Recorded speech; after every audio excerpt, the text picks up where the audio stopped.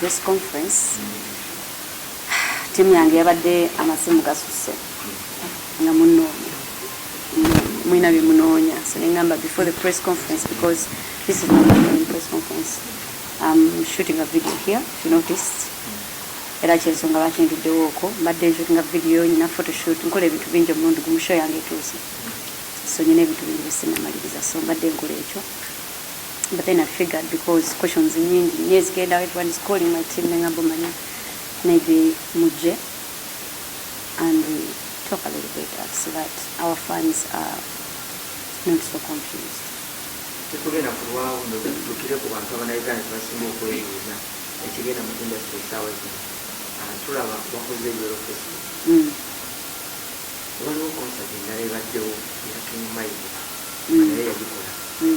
September 15 now as a banga out of the Bruno Bako surprise.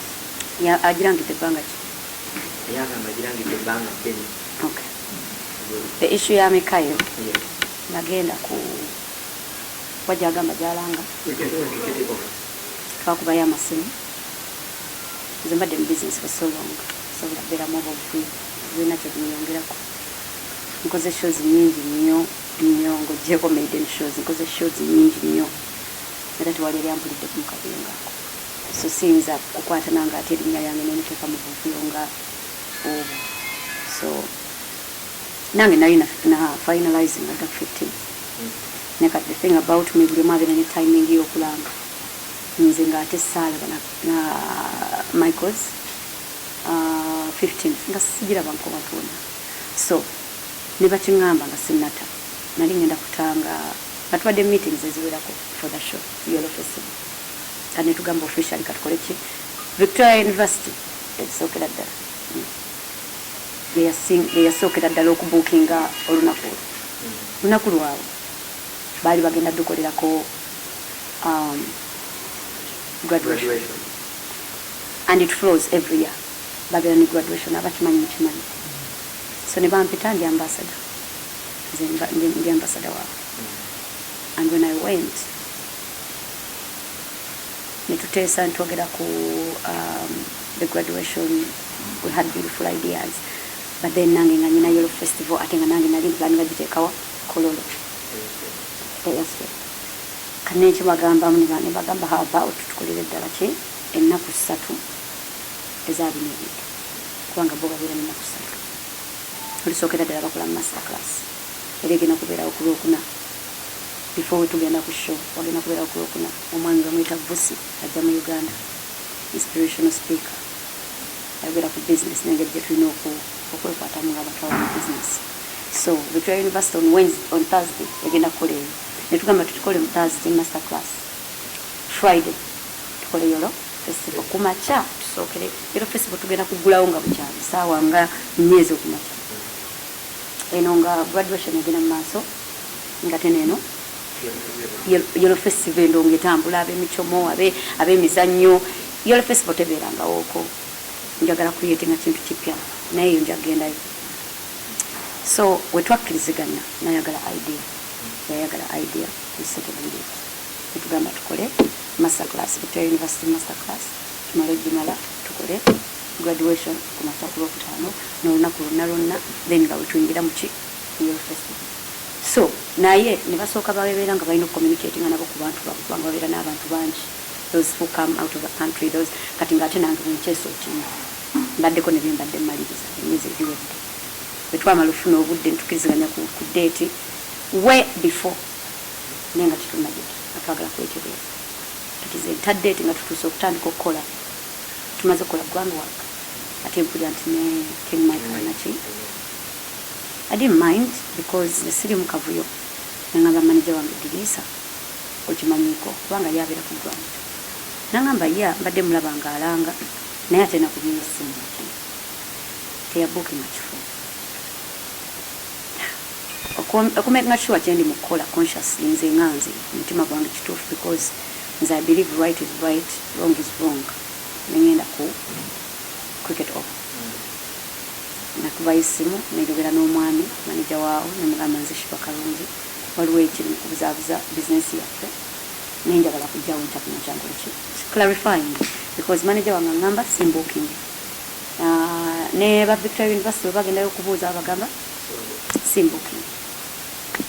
I went to the venue the next day in the morning kyekintu kyebimu ku binasooka okukola naba meetings zange nawo neepitawo nenjogera nabo personally ne banzigirayo olupapula gye bayita MOU memorandum of understanding emukkirizganyizaako nti bakukkiriza okukola naye nga bamugamba nti ekifo tekiriiyo ate si kati mu February kumpi last year almost yagenda n'akeberawo mutima ye yali mu kino ekintu era ne bakubira ne mutima n'abagamba n'atugamba nyaliwo ku ssimu n'agamba omwami nti nze nakitegeera era nannyonnyola dda n'omuyimbi nesimanyi lwaki omuyimbi akyalanga ki kati nganze wa bizinensi ffe ebyaffe biwedde tubitaddemu ssente olwedde byaddala ekifo twakibuukinga ddala Victoria University yise abagenyi baabwe nange ntandise okunoonya abasponsazi bange shegenda kola ki kubeerawo ate omukulu oyo naye n'alabawo opportunity okukola ki ndowooza okulemera awo simanyi kikitegeeza ekyo because ye amazima gamanyi oyogera ku booking n'omukyala sinjalira ssente yavuddeyo naye n'ateeka concert mu kifo kyekimu Korea Street naye muwatadde yanga naye excuse gyawagamba nti nammwe temwakibookinga temwasasula ne mugulawo olutalo olwavuddeko iPhone nino ku kifo nga bwe nabagambye nze mbadde ne shows eziwerako sibiramu olusaga nze n'omukazi wa business nesinza genda nenanga kifo nga sinakola ki but omukyalo era naye ayinza okubayamba n'abawa clarification etya abawe riseti koyakola ki koyabuukinga ekifo engeri gyagamba nti yabuukinga ki then waana abalaga riseti n'amanya nti nange banfeza naye nga tukyali mu bigambo sigenda nyo ekiwo ekyo bwete kubanga abasinga bagamba nti nga Victoria University yakwatagana naawe era the same company yakwatagana esinda balabe nga bateekawo battle between you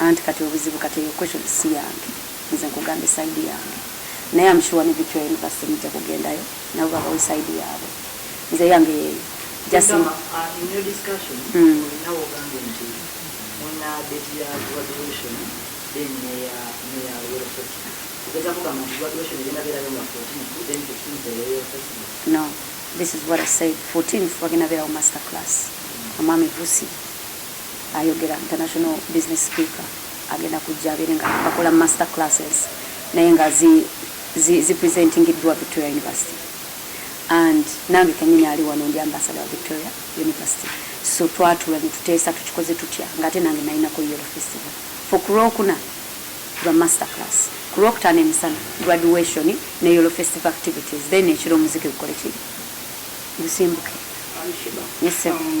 Njagala kudemeka ku Michael mu kamera agamba mwamuta Victoria University bani tubere clarify yagamba ku Victoria University ngamba mwamuta mugamba mwagala mumusabadde yagiyo nenga kitamubirako okulingambo ono omutima omubi oyagala akibakidemu nenga temusasula kopato kyerero kati ekyo nakyo nja kibalekera mu kinoonya wa Victoria University kubanga nze ekyo sikimanyi so nze according to me zisibira nko mu business na Michael ndi mu business ne Victoria University because I'm an ambassador twasazeewo tugate ekintu kyaffe tukikolemu ekinene kati nze ekyo kyemmanyi naye bwe baba bamukubidde kubanga Victoria University is also another big entity seyinza okuba nga yasalawo n'egamba omanyi ki bantu bo bali official kati clarifying ekintu kino ne bamukubira ate nabo okumanya okumwebuuzaako nti kituufu olina olunaku luno yenyini n'abagamba nti gyeruli ate ne baddayo okukebera nti nga teriki lunaku mwali mwagala Victoria University goyinza okukompasatingira ekitaliyo please it's business so okwo kuyiiyayiiya kuliwo naye abantu be bali mugezaako okuyiiya bamanyi business anti nze engeri gye nabagamba nti nze nasooka okulanga ku kololo seddaga kulaga bisiibu nze nasooka okulangako kati eyazzeeko n'agamba nti yeya bookinze nze sinnagambako nti waliwo atannabuukinga naye yagamba nti waliwo atanakola ki wajjirayo ye ekiraga nti ye yakoze ki kubanga nze nasooka okulangako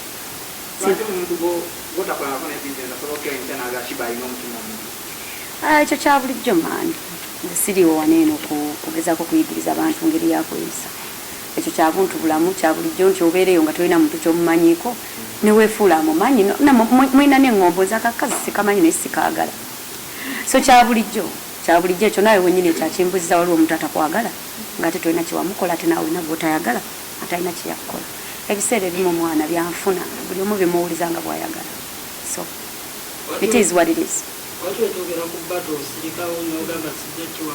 obadde oyagala njogere kimpa kyoyagala kyemba mbagamba anti nze ne mbagamba nze ndi ku kololo nga 15 ekya bato nze sikimanyi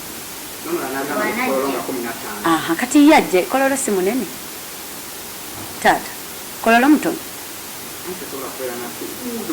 anti ekirungi ffenna tulina abawagizi si we kiri abasindi bajja kujja bagende wasindi waaba agamba waali naye nze mmanyi nti wendi nga 15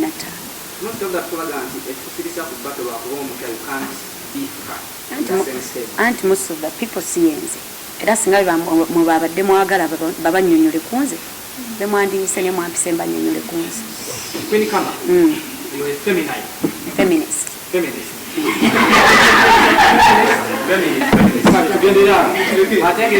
Vice President. Yes, sir.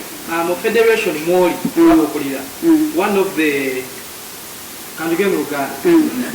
Ebimu ku mitera gye muliko, emyama gye muliko, yakolera mu streamlining entertainment. Yeah. Lwaki obutobuddeyo n'olekera abantu abalala? As a good leader, giving a good example. Kati okubeera leader nze nina kwefiiriza business yange gye nakeera n'enva ewaffe n'enkola. That is what will make me a good leader. Ekyo kifuula good leader gw'okwefiiriza. And no, I'm not here to give examples that do not make money sense or maturity sense or business sense. Kati ate nze nkedde nkunnyonnyodde tulina already business tugitaddemu ssente tutadde ne date. Waliwo atadde date naye nga tasasulangako kifo. Then waliwo akigizeemu later ti ate nze sinnasasula.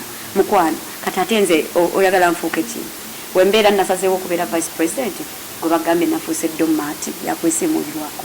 No, tukyali mu business yadde ndi vice president, tukyali mu business yeemu naye nze nga vice president nyina ebintu ebinkwatako nange bengenda olwanirira naye ate sigenda kulinnyirirwa si ensonga lwaki bampa obwa vice president. Is this indirectly a battle between women and the federation? Nze siyinza kuba mu indirect battle. Lwaki mba mu indirect battle ku myaka gye tulina? Bw'eba eriwo bw'aba mumuwulya mwagala battle ng'oyo omukyala awulira agyagala naye nze wendi wali kololo nga 10 mmeka ye waba ayagala battle ajje yeereete nze nalanga ekifo bw'aba ayagala muwe ku stage kubanga obudde mwana buyiseemu stage gye ngenda omuwa yaakabi ajje nje muzzeeko ekistage yaakabi ekyo gw'okyogedde naye nga nze stage gye ngenda omuwa bw'aba ayagala kujja ku kololo 15 kwa kololo 15 nze ndiwo so wagamba gyali that means ayagala muwe ku stage yange stage gye ngenda okumuwa agenda she will thank me later wabe kyayagala. Is it iPhone charging ngani acharging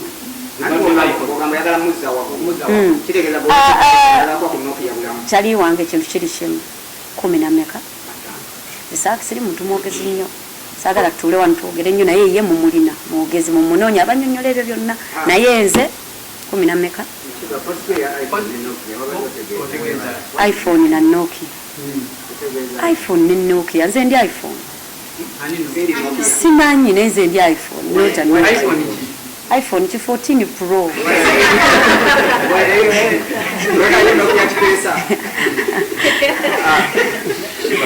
Wanje.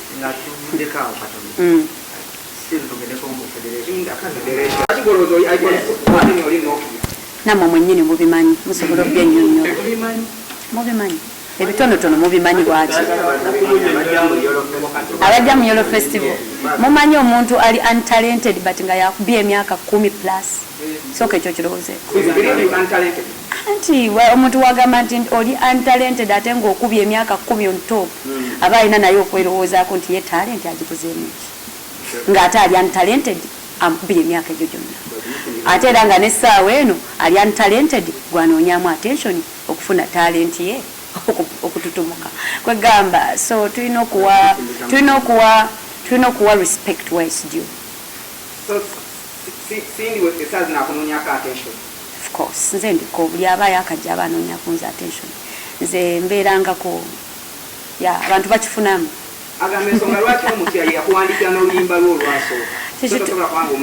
ekyo kituufu naye munnange ne gwozaala kkubira engoma n'ezina kati eno ssaawa 15 ajja alabe bw'aba ayagala kunneesimbamu ajja alabe nti ne gwozaala akkubira engoma n'ovuga nze kyenyinza okukola simanyi nze kuzalawa ate eryezalawo ye yalimanyi kati nze sigenda yingizamu bakyala balala sigenda yingizamu bayimbi balala akakamanyiro sikalina naye yengeri gye yamanyira okumanyira buli omu ebyo abibannyonnyole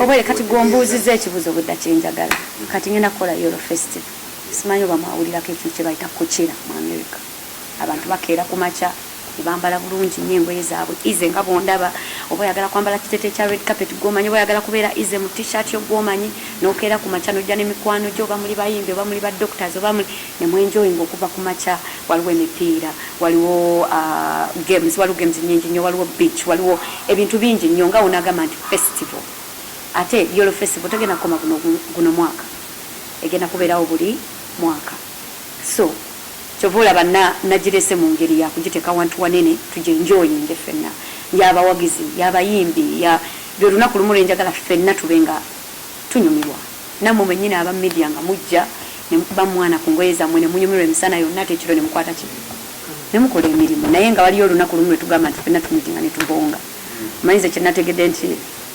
tunaabeerangayo n'ebintu nga Yolo Festival ebitugatta nga ffenna tukola nga tekiri ku muyimbi nti eno era eno si shiba concert no Yolo Festival nga bonaagamba kambagambeyo ekyamangu mangu wano kyemumanyi nti nyegenyege nze kati nange nayeyizaayo Yolo Festival yange egenda okubeera nyegenyege yange buli mwaka egenda okubeera kokyera yange nti tu celebrate nga abayimbi ba Uganda tetugirina eyo show okuva misana to celebrating music w'abayimbi ba Uganda paka kiro to celebrating art to celebrating creativity nga abaana ba drawing abaana bazinyi bazinya abaana abayimbi bayimba abaana entertainment journalists abagala okuyiga journalism nga namwe muli abakimanyi nga mu master classinga so ebintu ebituyamba okugenda mu maaso naye at the same time nga twemanya ate ne tubaako kitweyongerako value for value basically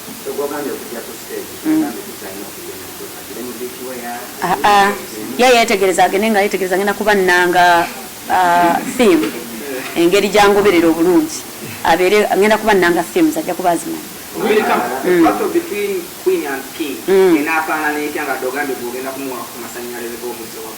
owange oyo omukyalo omulaba nze mbadde fulaani okuva nga ndi mwana muto owasinti si kitegeeza yatandika ekintu kino nga sinakola ki so ngenda muwa flowers ze nsobola okuzimuweeraawo ekkololo bintu byonna byatukoledde ffenna bajjeeyo ffenna bayambye pampuli ayambye bangi naye nekirala awulira atya okuba ng'alwana ne beyayamba nakyo sikitegeere ate experience is the best teacher ate lwaki mba nkukuba emyaka 10 non-stop experience erazeewo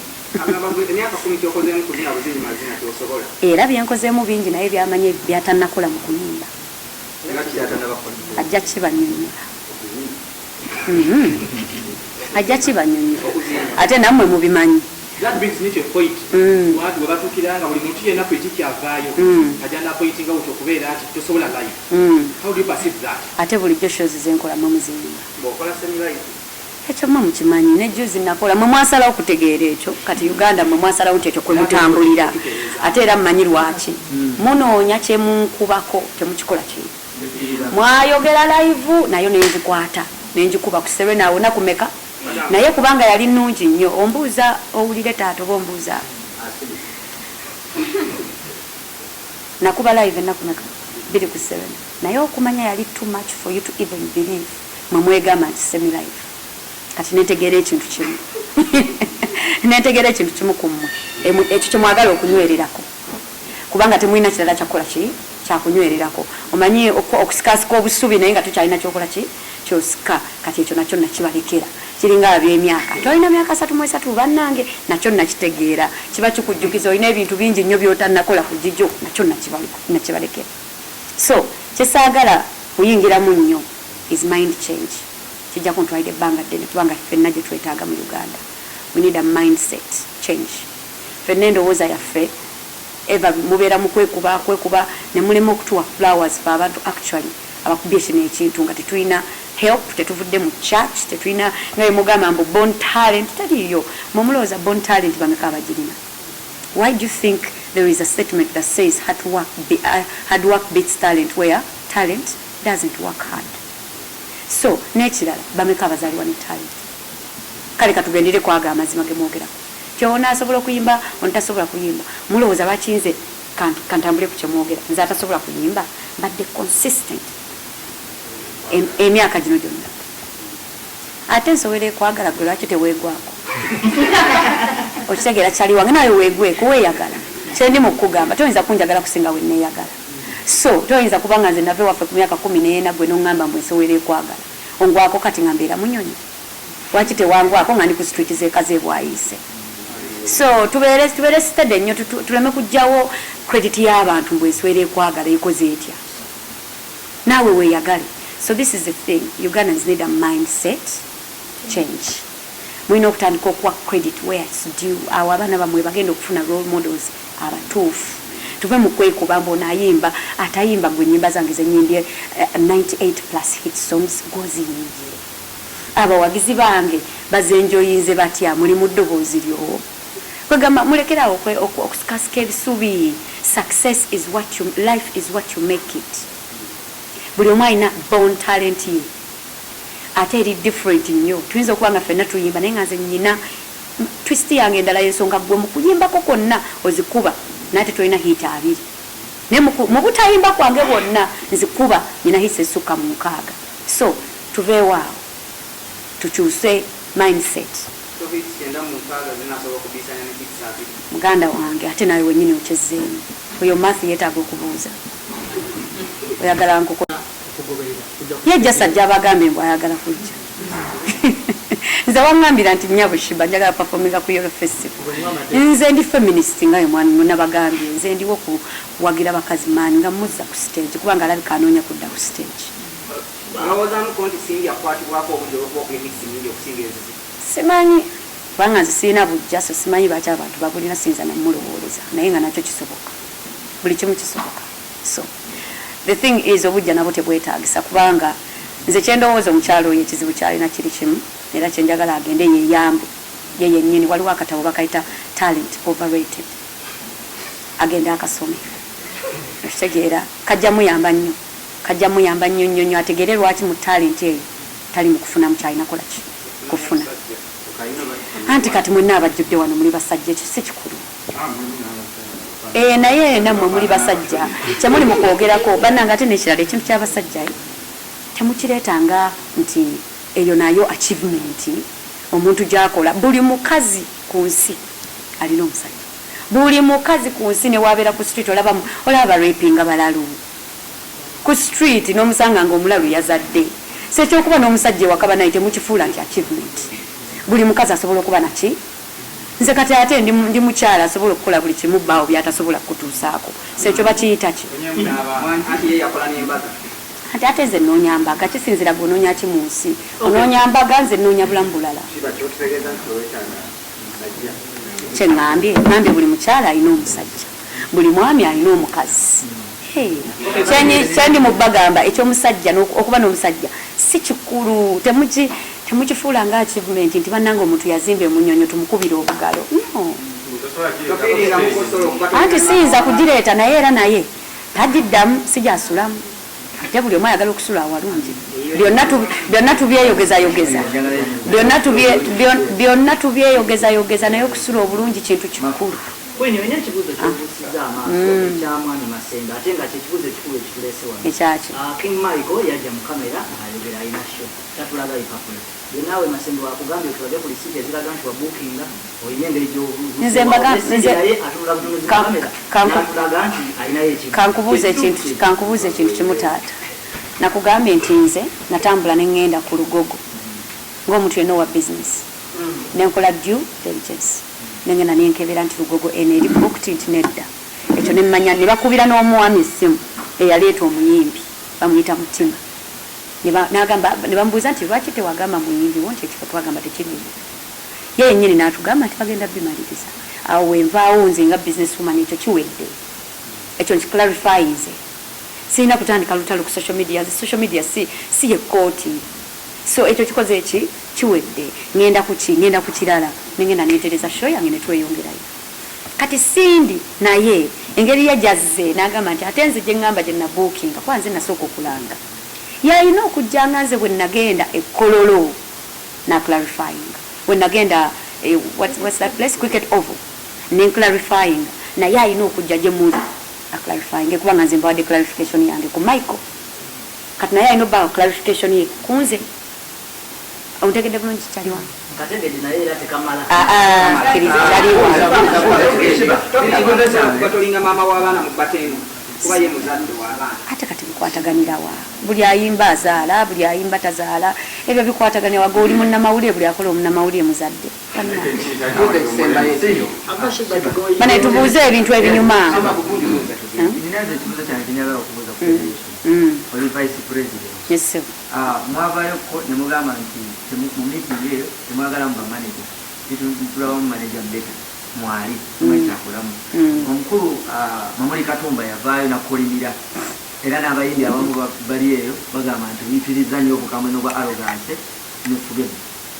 Bagala clarifying ku nsonga eyo era Mamuli Katumba lwaki naye akukolera okutuuka ku minisita. Kyenyizo bagamba sigenda kubiddamu nina video shoot. Amazima gange ngamanyi okiwulira agamba Mamuli Katumba naye agamanyi n'abajja ku federation amazima bagamanyi kati wewolokoso sina manyi gaabwe kirungi. With time everything reveals itself. In due time buli kimu mujja kola kukimanya wembeera mubi era mufune omulungi nabo gyeba.